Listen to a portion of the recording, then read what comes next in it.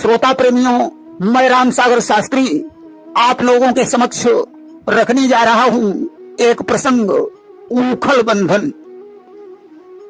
देखिए, एक दिन की बात है, भगवान कृष्ण ने मैया यशोदा से पूछा, मैया एक बात बताओ। मैया ने कहा, पूछो लाला, क्या पूछना चाहते हो। भगवान बोले, मैया वैसे तो दूध और पूत दोनों प्यारे होते हैं, परंतु जरा सोचकर बताओ कि इन दोनों में तुम्हें हम प्यारे हैं या दूध।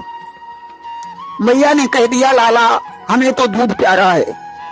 अब तो भगवान जमीन पर लौट गए, यशोदा जी की गोद में भी नहीं आ रहे हैं। मैया ने कह दिया, लाला मैं तो हंसी कर रही थी, मेरा लाला तो मुझे बहुत प्यारा है। आज तो एक दिन की बात है, व्यास जी लिखते हैं कि एकदा गृहदासीसु यशोदानंद गेहिनी कर्मांतर नियुक्तासु निर्ममंथ स्वयं दधी। एक बार यशोदा जी ने घर की दासियों को अन्य कामों में लगा दिया और स्वयं दही का मंथन करने लगी। भगवान कृष्ण उस समय सो रहे थे। जो ही उनकी आंखें खुली, वे मैया को ढूंढने लगे। यशोदा के पास पहुंचकर उन्होंने मथानी पकड़ ली। मैया ने सोचा, मेरा कन्हैया भूखा होगा, आज मैया उन्हें दूध पिलाने लगी। तब तक आग पर रखे हुए पद्मगंधा के दूध में उबाल आ गया। यशोदा जी ने दूध को जलने से बचाने के लिए कन्हैया से कहा, लाला तुम थोड़ी देर के लिए गोद से उतर जाओ, दूध में उबाल आ गया है, दूध का जलना अच्छा नहीं होता है, इससे घर की सुख शांति नष्ट हो जाती है। कन्हैया ने कहा, मैया जब तुम्हें हम ही प्यारे हैं तो दूध को जल जाने दो। भगवान कृष्ण जब गोद से नीचे नहीं उतरे तो यशोदा जी ने उन्हें जबरदस्ती नीचे उतार दिया और दूध को जाकर संभाला। अब तो भगवान नाराज हो गए। उनकी नजर एक लोढ़े पर पड़ी। उन्होंने लोढ़े से दही की मटकी को फोड़ डाला। दही की मही पर कीच हो गई। कुछ तो दही उन्होंने खाया, कुछ हाथों में और पैरों में लगाया, कुछ बैठे हुए बंदरों की ओर फेंक दिया कि तुम भी खाओ। देखिए, त्रेता में बंदरों ने भगवान की सहायता की थी, इसलिए भगवान उन्हें माखन खिला रहे हैं। तब तक यशोदा जी दूध को संभाल कर वापस आई। उन्होंने देखा कन्हैया ने मटकी फोड़ डाली है। यशोदा ने हाथों में एक छड़ी उठाई। भगवान ने देखा मैया के हाथों में छड़ी है, आज मैया मुझे बहुत मारेगी। कन्हैया रोने लगे। उन्होंने कहा, मैया तुम्हें ऐसा लग रहा है कि यह मटकी मैंने फोड़ी है, परंतु मैया सोचो तो सही, हम भला मटकी क्यों फोड़ेंगे। यशोदा जी ने कहा, तो ये मटकी कैसे फूटी। कन्हैया ने कहा, मैया जब तुम दूध को संभालने गई तब तक कजरी बिल्ली आ गई, वह मटकी के ऊपर कूद पड़ी और मटकी फूट गई। यशोदा जी ने कहा, कन्हैया ये तेरी सारी बातें बनावटी हैं, मुझे तो तेरी बातों पर विश्वास ही नहीं हो रहा है। कृष्ण ने सोचा, अब नहीं बच पाएंगे, आज ये छड़ी मेरे ऊपर चली ही जाएगी। यशोदा से बोले, मैया देखो दरवाजे पर कोई आया है। यशोदा जी दरवाजे की तरफ देखने लगी। भगवान वहां से गायब हो गए और एक दूसरे घर में जाकर छिप गए। जहां उल्टा उखल पड़ा हुआ था उस पर बैठकर रोने लगे। मैया ने देखा कन्हैया गायब है। मैया छड़ी लेकर वहां पहुंची। भगवान उखल से कूद कर भाग खड़े हुए। अब तो कन्हैया आगे आगे भाग रहे हैं, मैया उनके पीछे है। अब भगवान को पकड़ना कोई आसान बात तो है नहीं। बड़े बड़े ऋषि मुनि हजारों वर्षों तक भगवान की तपस्या करते हैं, फिर भी नहीं पकड़ पाते। यशोदा जी ने कहा, कन्हैया अब कुछ भी हो जाए मैं तुझे पकड़ करके ही मानूंगी। भगवान ने देखा मैया थक गई है, आज भगवान पकड़ में आ गए। मैया ने एक गोपी से कहा, जाओ रस्सी ले आओ, आज कन्हैया को उखल में बांधूंगी। गोपी रस्सी लेकर आई। यशोदा जी कृष्ण को बांधने लगी। यूं कह कर कुंवर कन्हाई को बांधने यशोदा लगी वहीं, पर श्री कृष्ण की माया से वह रस्सी पूरी नहीं हुई। रस्सी 2 अंगुल छोटी हो गई। यशोदा जी ने उसमें दूसरी रस्सी जोड़ी, परंतु आगे 2 अंगुल छोटी हो गई। यहां तक यशोदा जी ने और भी रस्सियां जोड़ी, परंतु फिर भी 2 अंगुल की कमी बनी रही। कि वह रस्सी घटती जाती है या अंग मुटाते जाते हैं, मैया खिजलाती जाती है, मोहन मुस्काते जाते हैं। मैया को पता ही नहीं चल रहा है कि रस्सी छोटी हो रही है या कन्हैया का शरीर बढ़ रहा है। मैया को गुस्सा आ रहा है, कन्हैया तो मुस्कुरा रहे हैं। देखिए, भगवान को बांधना कोई आसान बात नहीं है। भगवान को तो सिर्फ प्रेम में बांधा जा सकता है।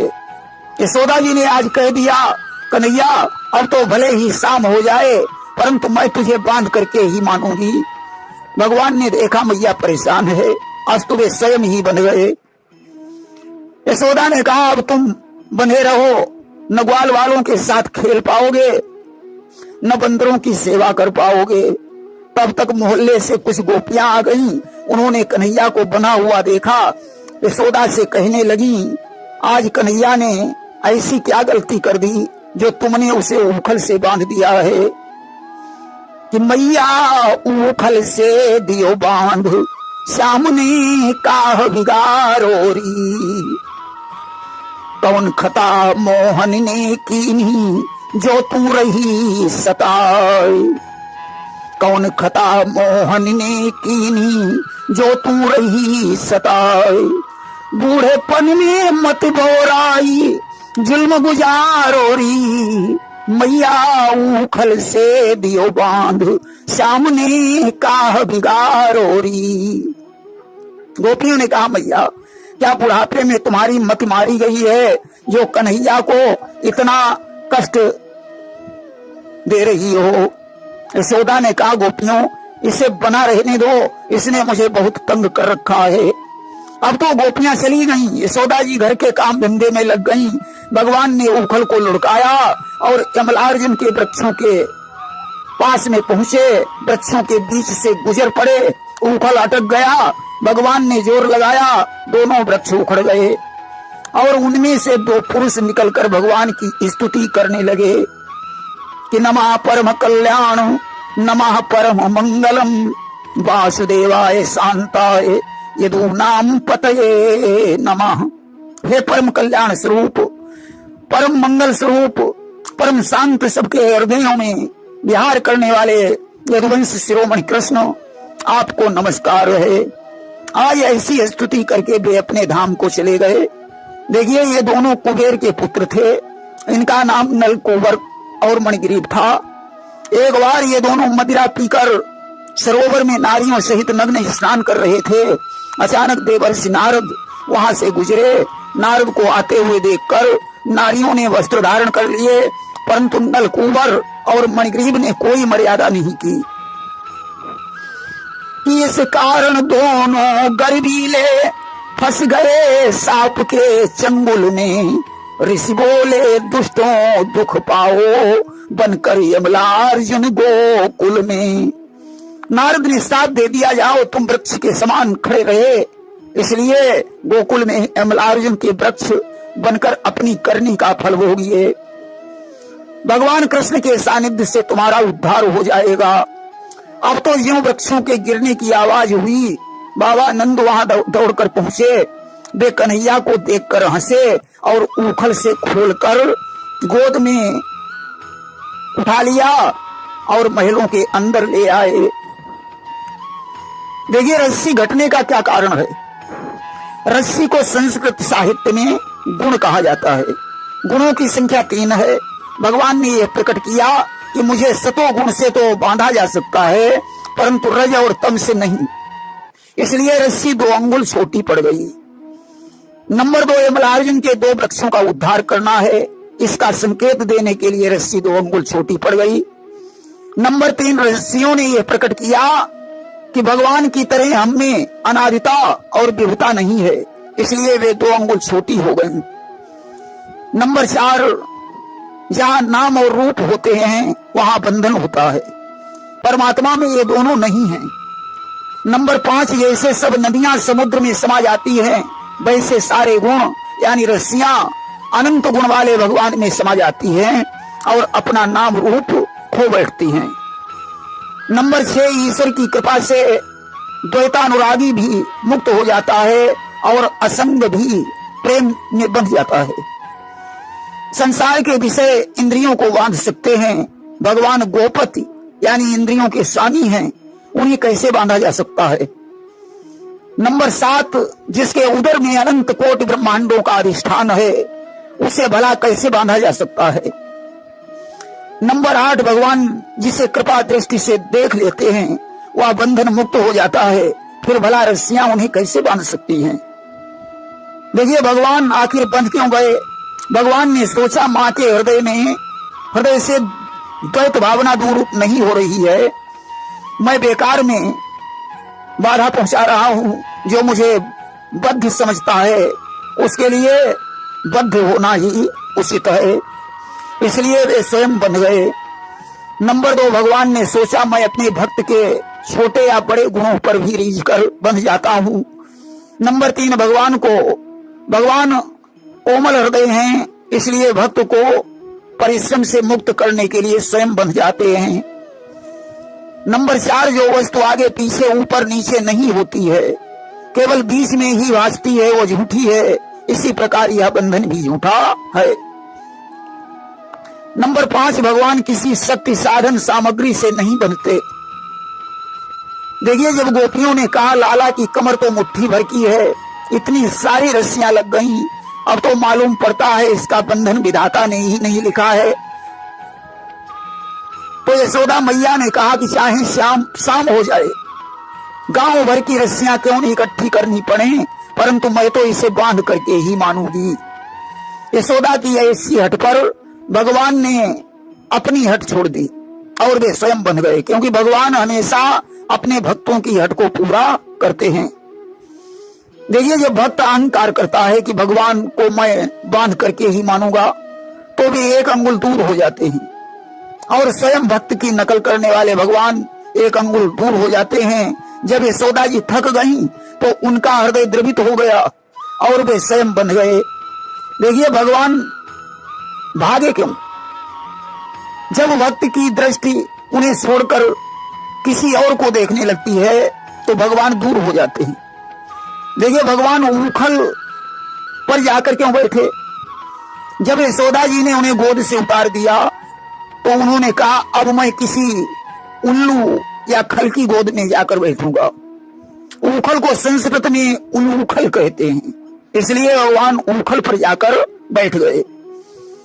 भगवान ने मटकी क्यों फोड़ी। भगवान ने सोचा मेरे क्रोध से पता नहीं क्या हो जाए, इसलिए उन्होंने मटकी फोड़कर अपना गुस्सा उतार दिया। भगवान यशोदा जी को देखकर क्यों भागे। भगवान ने सोचा अगर कोई दुश्मन होता तो चक्र सुदर्शन से काम लेते, यहाँ तो मैया छड़ी लेकर आ रही है, इसलिए वे भाग खड़े हुए।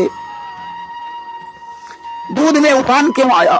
दूध ने सोचा कन्हैया तो मैया का ही दूध पिए जा रहा है, मुझे कौन पिएगा, इसलिए वह उबल उबल कर आग पर गिरने लगा।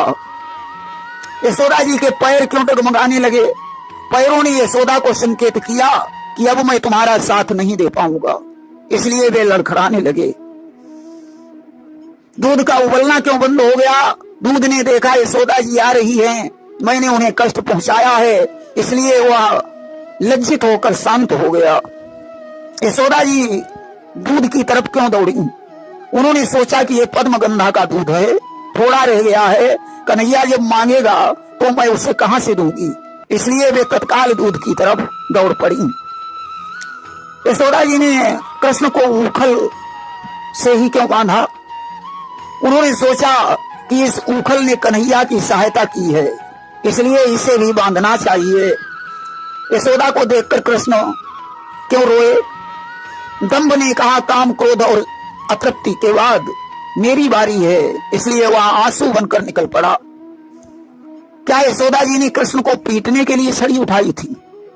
नहीं, भय दिखाने के लिए, परंतु कृष्ण को भयभीत देखकर उन्होंने छड़ी फेंक दी थी। नारद जी ने नलकूबर और मणिग्रीव को श्राप देकर नर नारायण के आश्रम पर क्यों प्रस्थान किया? क्योंकि श्राप देने से तपस्या नष्ट हो जाती है, इसलिए फिर से तपस्या का संचय करने के लिए वे नर नारायण के आश्रम पर चले गए। नंबर 2, नारद ने सोचा मैंने यक्षों पर अनुग्रह किया है, वह बिना तपस्या के पूर्ण नहीं हो सकता, इसलिए वे नर नारायण के आश्रम पर चले गए। भगवान कृष्ण यमलार्जुन के बीच में क्यों निकले? क्योंकि नारद ने कहा था तुम्हें कृष्ण का सानिध्य प्राप्त होगा। नंबर 2, भगवान जिसके अंतर्देश में प्रवेश करते हैं उसके जीवन में क्लेश नहीं रह जाता। नंबर 3, दोनों वृक्षों का उद्धार करना था, इसलिए भगवान उनके बीच से निकले। भगवान ने अर्जुन का ऊखल से क्यों उद्धार किया? जो भगवान के गुण से बना है वह तिर्यक गुण वाला क्यों न हो, दूसरों का उद्धार कर सकता है। नंबर 2, अपने अनुयायी के द्वारा किया हुआ काम अपने से श्रेयस्कर होता है। नंद बाबा कृष्ण को देखकर क्यों हंसे? उन्होंने विचार किया कि कन्हैया ये न सोचे कि माँ ने बांधा है और अब पिताजी आ रहे हैं, वे भी कहीं क्रोध न दिखाएं। नारद के साप का कारण क्या है? अनुग्रह और मद का नाश करना। देखिए, धनी पुरुष में 3 दोष होते हैं, धन, धन की तृष्णा, धन का अभिमान। दरिद्र पुरुष में धन की तृष्णा होती है, इसलिए वह सत्पुरुषों के संग से कल्याण को प्राप्त कर लेता है। पेट भरने से अधिक धन को चाहने वाला चोर और दंड का पात्र है। भगवान जिस पर कृपा करते हैं उसका धन छीन लेते हैं। भगवान हंसे क्यों? भगवान सोचते हैं मैं मुक्त रहता हूं और बंधे हुए मनुष्य मेरी स्तुति करते हैं, परंतु आज तो उल्टा हो रहा है, इसलिए भगवान हंसे। नलकूबर और मणिग्रीव भगवान को बंधा हुआ ही छोड़कर क्यों चले गए? उन्होंने सोचा कि जब तक ये सगुण हैं तभी तक हमें इनके दर्शन हो रहे हैं, अन्यथा निर्गुण होने पर इनके दर्शन नहीं होंगे। देखिए, भगवान को बनकर भी बंधन में पड़े हुए यक्षों की चिंता थी। भगवान ने ऊखल से कहा था, ऊखल तुम्हारा कल्याण हो, तुम सदा श्री कृष्ण के गुणों से ही बंधे रहो। प्रेम से बोलिए वृंदावन बिहारी लाल की जय।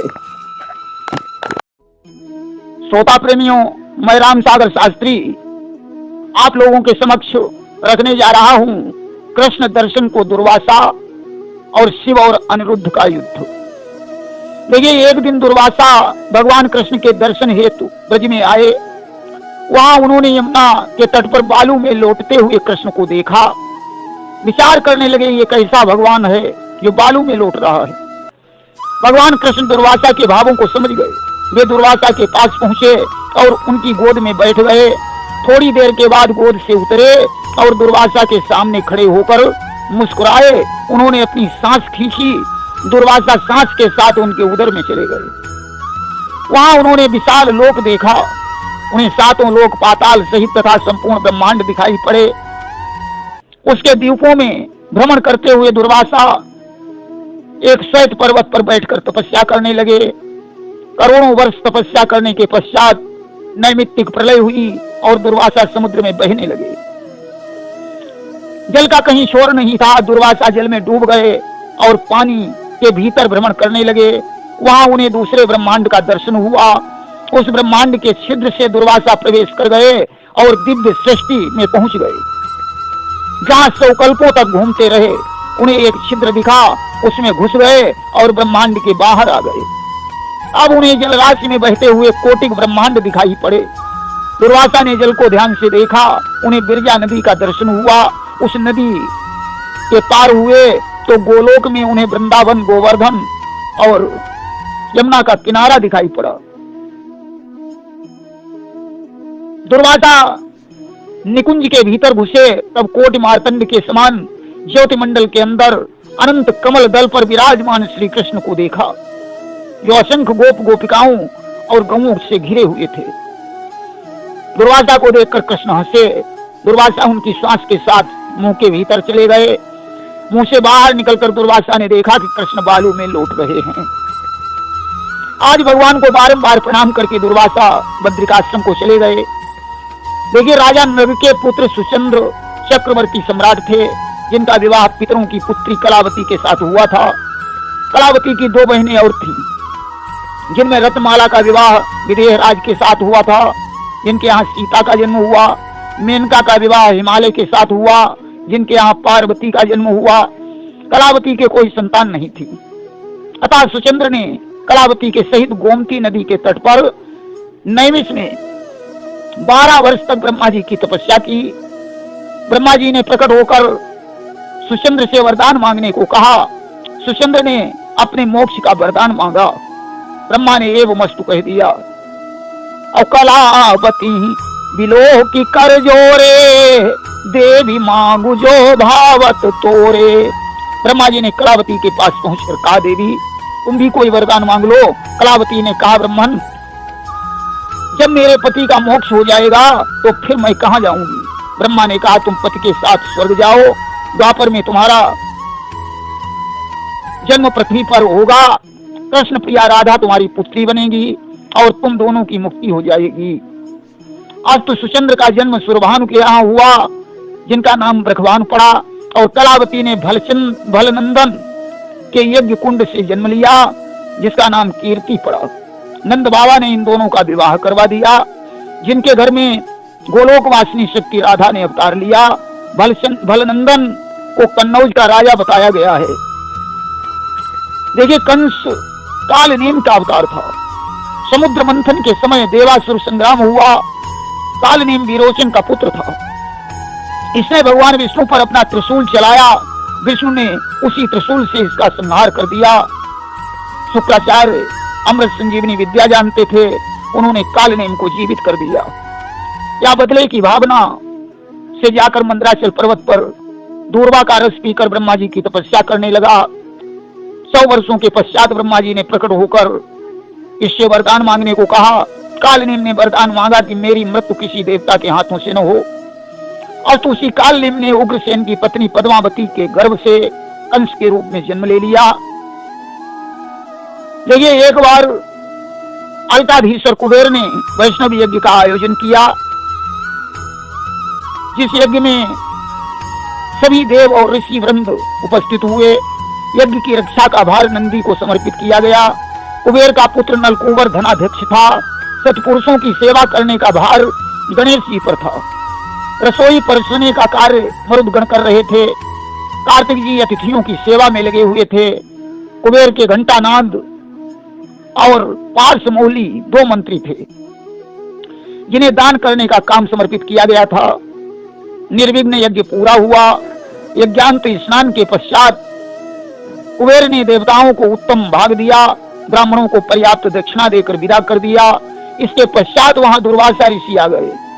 कुबेर ने उन्हें प्रणाम करके अपना सौभाग्य जताया कि बोले, प्रभु शरण धार करके सेवक का मान बढ़ाया है, पर दया धाम बतलाओ तो किस कारण कष्ट उठाया है।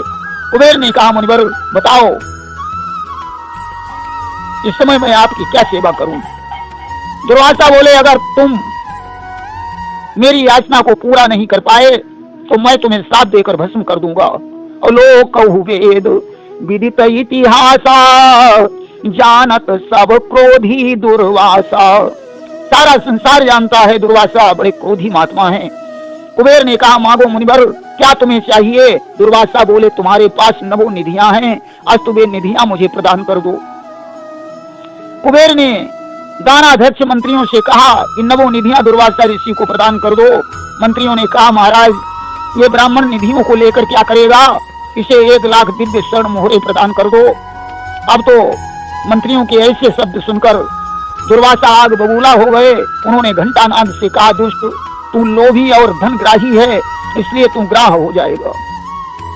पार्श्वमौली से कहा कि तू धन के लोभ और मद से भरा हुआ है, अतः तू पृथ्वी पर हाथी हो जाएगा। राजा ने कुबेर से निधियां ली और दूनी होने का वरदान दे दिया। इधर दोनों मंत्री दुर्वासा के चरणों पर गिर पड़े और तीन कहा वचन अमोघ तुम्हारा और कस हुई यही उद्धार हमारा। उन्होंने कहा मुनिवर अब हमारा उद्धार कैसे होगा। उसी समय भगवान विष्णु वहां प्रकट हो गए। दोनों मंत्री विष्णु की शरण में पहुंचे कि प्रभु हम भी शरणागत हैं, स्वीकार करो तो जाने, अब हमें पतित से पावन सरकार करो तो जाने। भगवान ने कहा मैं दुर्वासा के श्राप को तो नहीं मिटा सकता हूं, क्योंकि दुर्वासा हमारे भक्त हैं। अमोर वचन चाहे पड़ी जाए फीका, कोई संत वचन पत्थर की लीका। जब तुम आपस में लड़ जाओगे तब हमारी कृपा से मुक्त हो जाओगे। अस्त घंटानाद ग्राह बनकर सैकड़ों वर्षों तक गोमती नदी में रहा और पार्श्वमौली रजतक पर्वत पर हाथी बनकर रहने लगा। एक दिन वैशाख के महीने में वह हाथियों और बच्चों के सहित गोमती नदी में स्नान करने गया। ग्राह ने उसका पैर पकड़ लिया, वह उसे नदी में खींचने लगा। हाथी उसे बाहर खींच रहा है। एक पानी का जोरावर था, एक पृथ्वी का ताकतवर था, या अपनी अपनी जगहों पर दोनों का जोड़ बराबर था। हाथी की कोई कला नहीं चली। उसके संगी साथी और परिवार उसे छोड़कर चला गया। तब उसे भगवान की याद आई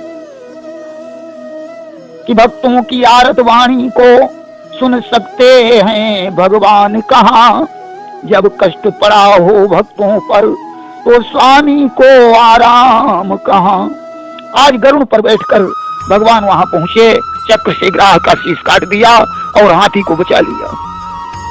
हाथी भगवान के चरणों में गिर गया, दोनों का दिव्य शरीर हो गया।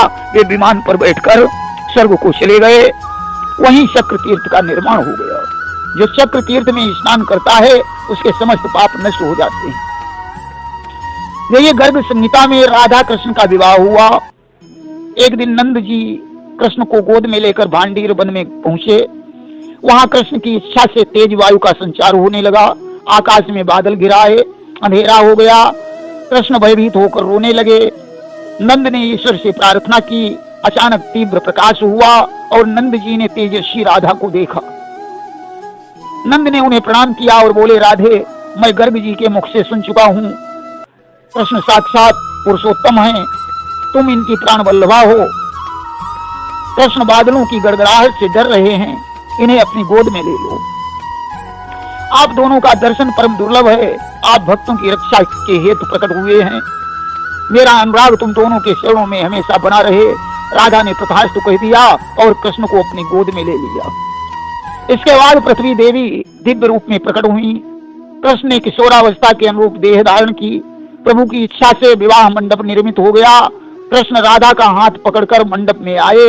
वहां एक सिंहासन प्रकट हुआ, उस पर दोनों विराजमान हुए।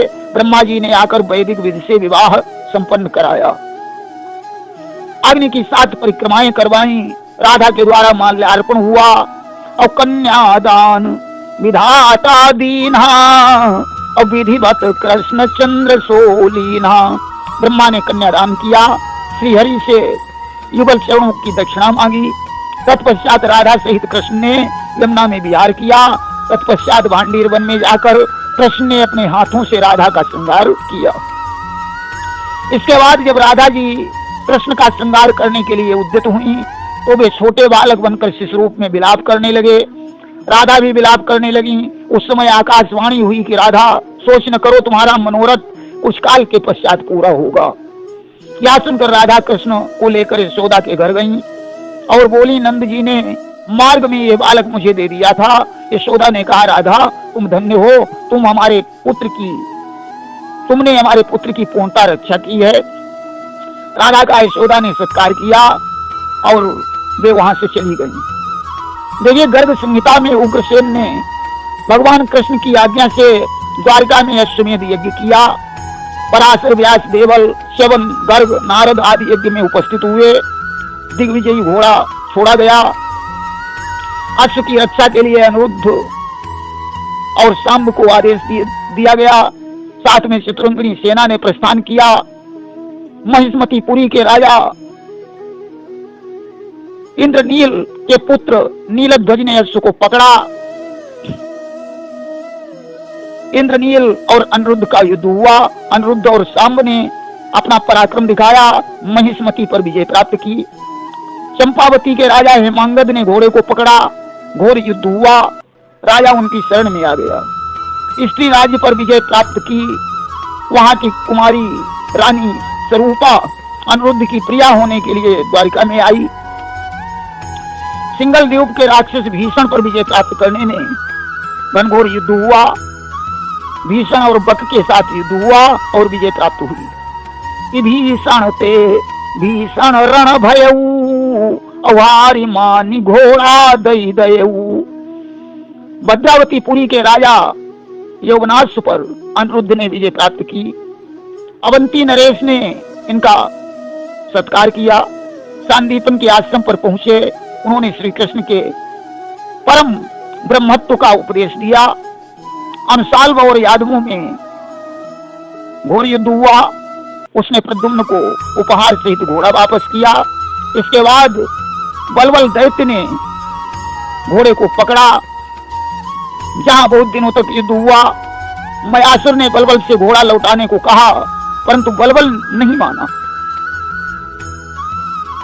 ऊर्ध्वकेश अनिरुद्ध से भिड़ा। नद और गद भी युद्ध करने आए। ऊर्ध्वकेश और नद दोनों मारे गए। वृक ने सिंघका का और सांब ने उसांब का वर किया। बलबल के चारों मंत्री युद्ध में मारे गए। जब बलबल और मयासुर भी परास्त हो गए, अब भगवान शिव बलबल की ओर से लड़ने आए। शिवगणों और यादवों का घोर युद्ध हुआ। दीप्तिमान ने शिवगणों को मार भगाया। भैरव ने जम्भाण अस्त्र छोड़कर अनिरुद्ध को मोहित कर दिया। नंदी के द्वारा सुनंदन मारा गया। अनिरुद्ध शिव के त्रिशूल से मूर्छित हो गए। सांब और शिव का युद्ध हुआ। भगवान कृष्ण वहां पहुंचे। शिव ने उनकी स्तुति की। सुनंदन और अनिरुद्ध को आदि को जीवन दान मिला। बलबल ने घोड़ा वापस कर दिया। जब अश्व का वृंदावन में प्रवेश हुआ तो श्री रामा घोड़े को बांधकर नंद के पास लाया। नंद जी समस्त यादवों से मिले। दिग्विजय के पश्चात अश्वमेध यज्ञ पूर्ण हुआ। प्रेम से बोलिए वृंदावन बिहारी लाल की जय।